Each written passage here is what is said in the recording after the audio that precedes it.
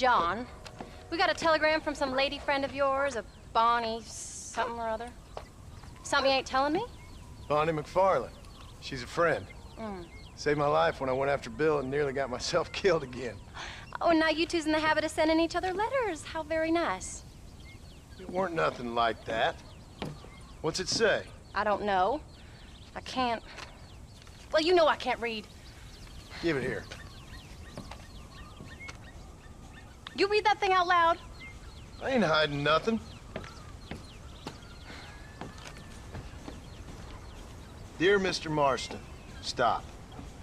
Need corn sacks. Stop. Emergency. Stop. Weevils and moths ate entire county supply. Stop. Can you help? Not exactly the most romantic request now, is it? I guess not. She saved your life, you say? Yes, ma'am. Well, then you're gonna have to help her and her family out. We've got a plentiful supply of corn sacks over near the silo. About the one thing Uncle didn't manage to have stolen while we was gone. Okay. Hurry back, John. And John, what's she like? You know. A little bit like you, I guess. She's a woman in a man's world.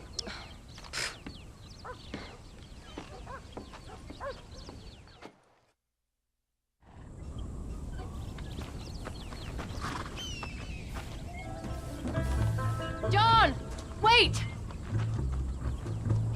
Maybe I should meet this MacFarlane woman. Well, come on then. Let's get going.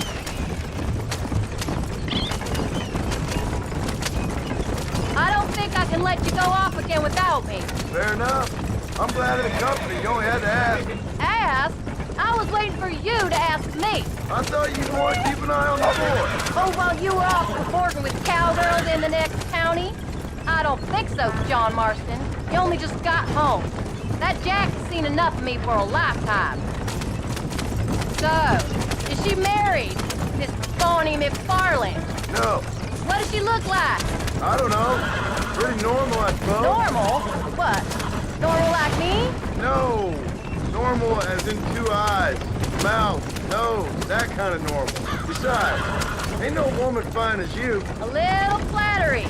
Now we're finally getting somewhere. If you find yourself in a hole, the first thing to do is stop digging. Another pearl of wisdom from John Marston. I sure do miss those. I never took you for the jealous type, Abigail. I ain't jealous so much as curious. You heard what she wrote. It's just some corn. She saved my life, and she was decent enough to me, so I owe her this much at least. How did she save your life anyway?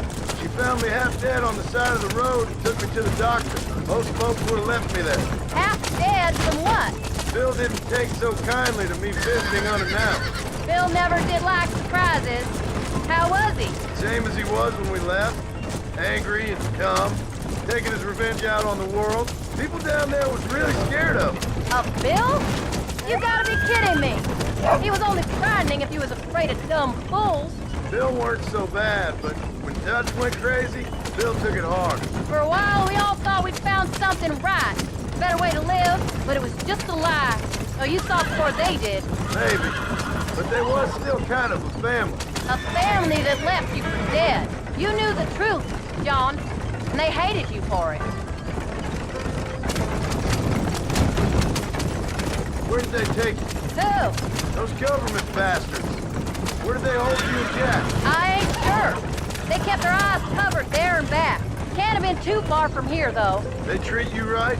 It ain't the first time I've had a gun to my head, John. You're forgetting your marriage proposal. Very funny. No, they learned pretty quick what would happen if they laid a finger on me.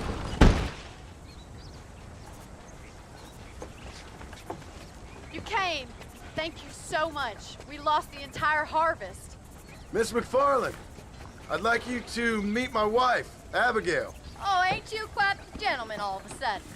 It's a pleasure to meet you, Mrs. Marston. Likewise. Thank you for saving my husband's life. And for teaching the miserable goats manners, among other things. I didn't teach him anything. I know better than to try to change a man. You should meet my father. Oh, people can change, Miss MacFarlane. John and I have to believe that more than anybody. This is a decent first harvest for you, John. You should be proud. That's good land you got there. How are you feeling, Mrs. Marston? From what your husband told me, it must have been awful for you.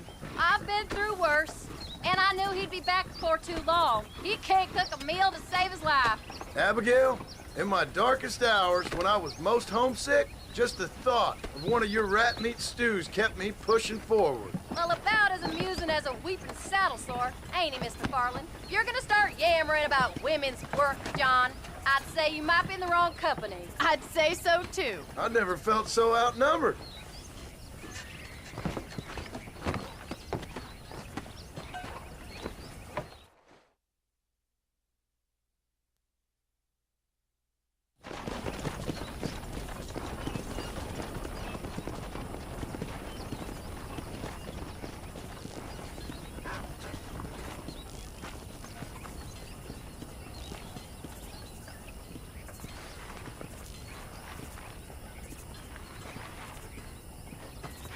Ma'am?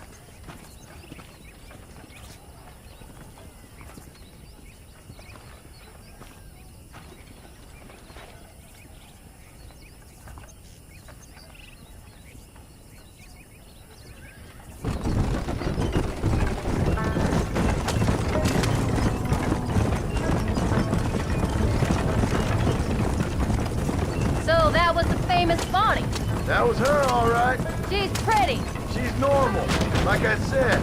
Well, you always wanted to be a rancher. I'd have thought she'd be just your thing. The perfect rancher's wife, if I ever saw one. I already got a rancher's wife. I'm only teasing. I like her, and I'm glad she saved your life.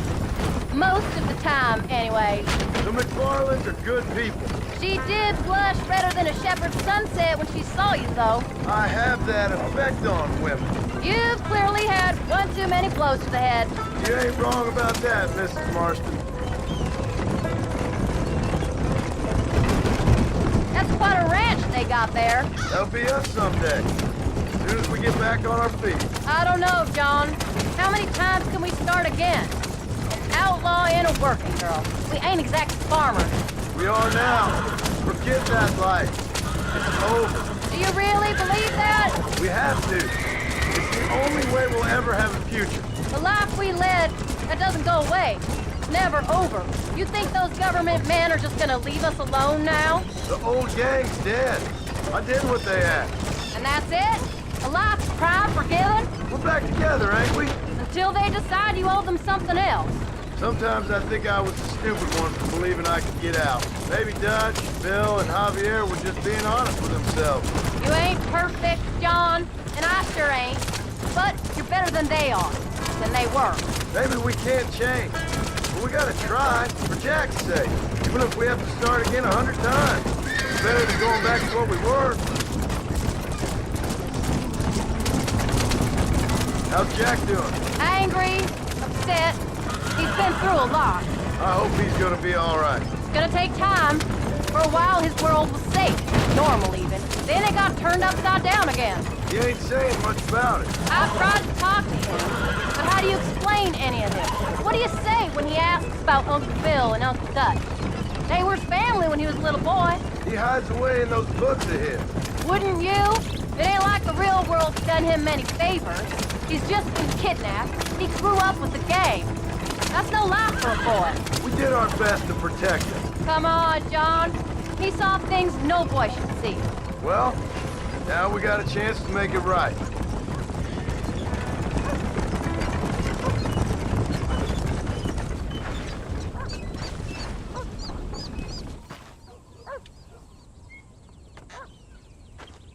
We did good today, John. I guess I better go fix us something to eat.